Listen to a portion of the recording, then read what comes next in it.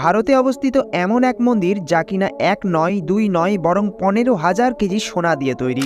100 একরেরও বেশি জায়গার উপর নির্মিত এই মন্দিরটি শ্রী লক্ষ্মীনারায়ণী মন্দির বা শ্রীপুরম স্বর্ণ মন্দির নামে পরিচিত, যা কিনা 15টি স্তরে বিভক্ত করা হয়েছে। এই মন্দিরটি তামিলনাড়ুর চেন্নাই থেকে 145 কিলোমিটার দূরে শ্রীপুরমে অবস্থিত।